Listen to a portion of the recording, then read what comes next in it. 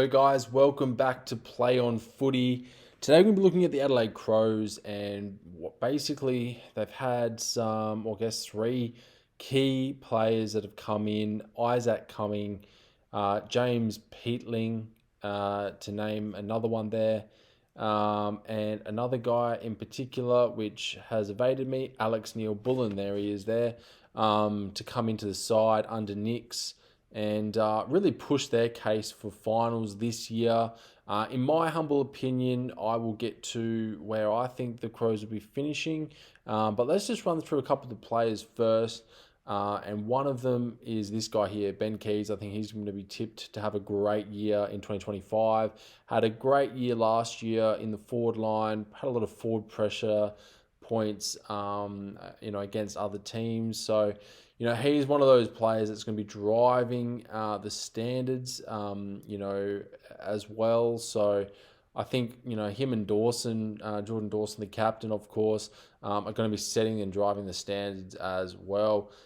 This guy here, Riley Thilthorpe, is a bit of a, JK, sort of Josh Kennedy sort of style operator.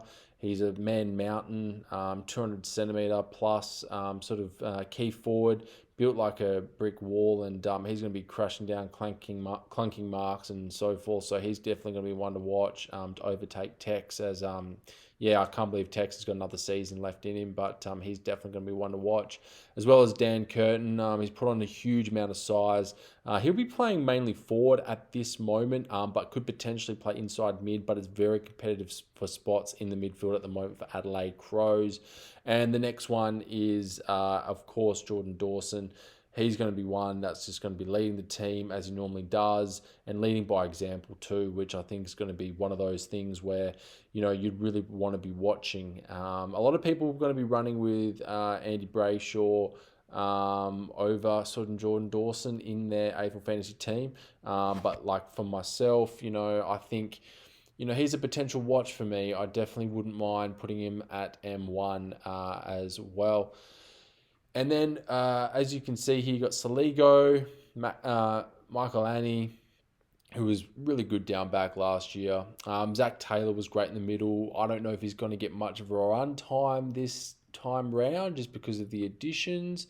Because obviously we've got this man here and this man here really pushing for their spots for that midfield. Again, Peatling could play wing, but Isaac Rankin's definitely going to be coming out of that forward line. He could probably be playing two roles this season in 2025, up forward and also in the middle. So that to me is definitely a watch. But then also Alex Neil-Bullen, we know what he's done at the Demons, 2021 Premiership player. He's going to come with a wealth of experience. He could be coming off half back. He could be in the middle, helping out the boys, getting out, and putting some tags on oppositions. He can do it all, this man. I think he's just been a welcomed addition to Adelaide Crows, and I think takes the pressure off Rory Laird and Saligo and et cetera, Matt Crouch. It just frees those boys up, as well as this man here, Billy Dowling. What a season he had last year. I think there was a game where he kicked 2 goals and did really well in AFL fantasy as well. So, in my humble opinion, I think Billy Dowling's another one of those guys where, because he came from the Sandfield, he had really high numbers and was highly touted from the Sandfell. I just think, you've got to be watching this guy like a hawk in 2025. Overall, guys, Sid Draper, obviously one of the highly rated draft picks for this season, coming into the side, has been playing really well in some of the practice match sims as well, with his big sort of body. He's AFL ready. There's no growing pains with him. He'll slot into the team pretty nicely in the starting 23 or 22.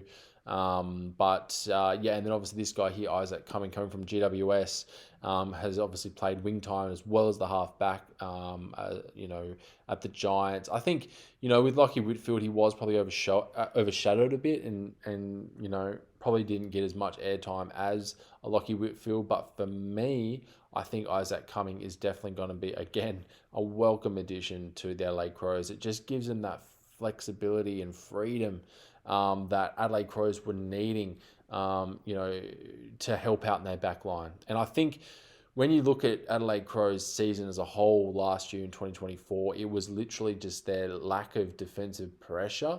But then you could also argue that they just failed to convert at times up forward. And for me, it was, Riley Thilthorpe wasn't there for pretty much half the season.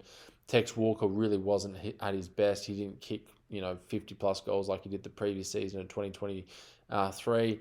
So there was a lot of things that was sort of missing from Adelaide's game. Jordan Butts really struggled to get on the park.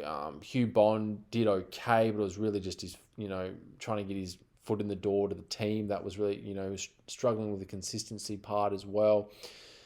Darcy Fogarty had definitely moments up forward as well. But, overall, I think it was really more just their leaders that sort of failed to do much. And I'm not just looking at Tex. I'm looking at guys like Matt Crouch and so forth that, could have done more for the team. And then there was just, players like Rochelle who, had a couple of slip-ups here and there and probably wasn't backing himself with the flight of the ball and taking those clunking marks that you need to really change the momentum of games.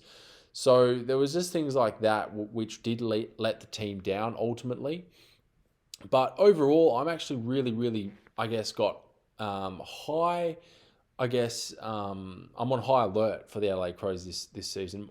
So where do I think they're going to be sort of finishing up? I believe they're going to be finishing 10th. And the reason why is I just feel like they need to move a couple of cogs. And yes, they brought in, three sort of, great AFL ready-made sort of players to slot it right into the team.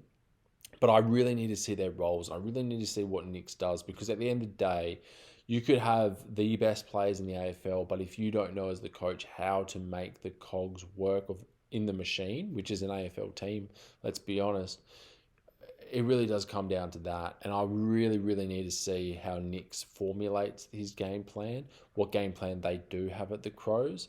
And that's why a lot of these Crows players, except for Dan Curtin, they're not in my AFL fantasy team. And I think that's just something to bear in mind. But look, like a lot of people already, we need to see the game plan. We need to see what Nix has planned, and then we can sort of see and formulate from our side. But overall, in terms of the AFL season of 2025, I put Adelaide Crows at 10th. But what do you guys reckon? Comment down below, like and subscribe. What do you think the Adelaide Crows are going to be? Where are they going to be on the ladder? Who's going to be their standout player this year? Who's a player to watch? And yeah, what do you guys think of that new logo? This new logo might be, their secret sauce for 2025. Who knows? I'm only speculating, but yeah, write your comments down below, guys. Like and subscribe, and I'll see you in the next one.